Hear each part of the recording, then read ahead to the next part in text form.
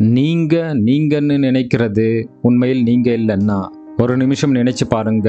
நீங்க கோபப்படுற விதம், நீங்க பயப்படுற விஷயங்கள், நீங்க ஓவர் திங்க் பண்ற சூழ்நிலைகள், இதெல்லாம் ரேண்டமா நடக்குதா? இல்லை, ரிப்பீட் ஆகுதா? ஒரே மாதிரி சுச்சுவேஷன் வந்தா ஒரே மாதிரி ரியாக்ஷன், ஒரே மாதிரி மிஸ்டேக். நீங்க சொல்லுவீங்க இதுதான் நான். ஆனா உண்மை என்னன்னா அது நீங்க இல்ல, அது ஒரு பேட்டர்ன்.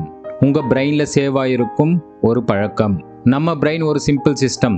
ஒரு விஷயம் ரிப்பீட் ஆயிட்டே இருந்தா அதை அது லேர்ன் பண்ணும். அப்புறம் என்ன ஆகும்?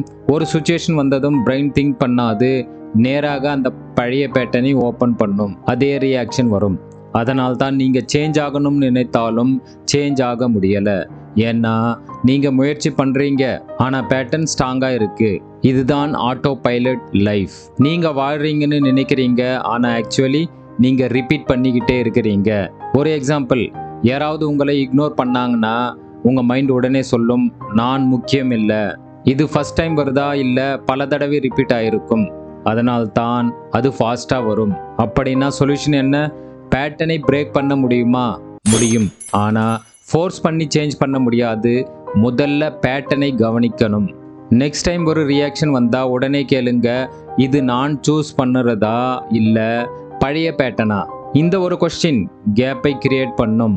அந்த கேப்ல தான் கண்ட்ரோல் வரும். நீங்க அவேர்னஸை பில்ட் பண்ணீங்கன்னா பேட்டர்ன் வீக் ஆகும். ஸ்லோவா ரியாக்ஷன் மாறும், உங்க டெசிஷனும் மாறும், லைஃப் மாற ஆரம்பிக்கும். ஒரு முக்கியமான உண்மை என்னன்னா, நீங்க ப்ராப்ளம் இல்ல, நீங்க ரிப்பீட் பண்ற பேட்டர்ன் தான் ப்ராப்ளம். அதே மாதிரி சொல்யூஷனும் நீங்க தான்.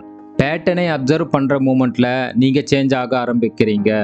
நீங்க பேட்டர்னா வாழ்றீங்களா இல்ல அவேர்னஸை சூஸ் பண்றீங்களா? அந்த ஒரு ஆன்சர் உங்க வாழ்க்கையை டிசைட் பண்ணும்.